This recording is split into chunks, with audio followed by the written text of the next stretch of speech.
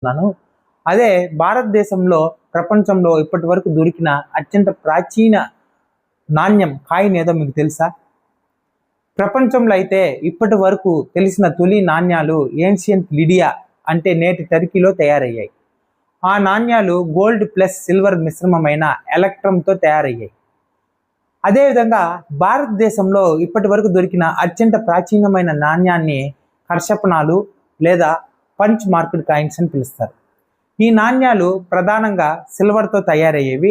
కొన్ని ప్రాంతాల్లో copper coins కూడా ఉపయోగించేవారు.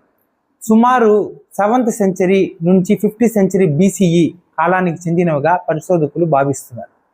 అత్యంత ఇంట్రెస్టింగ్ విషయం ఏంటో తెలుసా? ఈ నాణ్యాలపై ఏ రాజు ఫోటో ఉండదు, ఏ రాజు పేరు కూడా ఉండదు. అయితే ఈ నాణ్యాలపై మీద ఏముంటాయో తెలుసా? Sun symbol, tree symbol, animal symbol, hill symbol మరియు కొన్ని సేక్రెడ్ మార్క్స్, కొన్ని జామెట్రికల్ సింబల్స్ కూడా ఆ దేశాన్ని గుర్తించుకోవడానికి వినియోగించారు.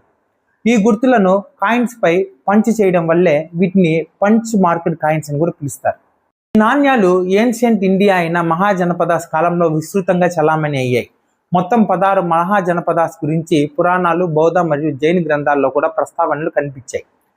కానీ తర్వాత భారతదేశ నాణ్యాలు చరిత్రలో ఒక కొత్త అధ్యాయం ప్రారంభమైంది.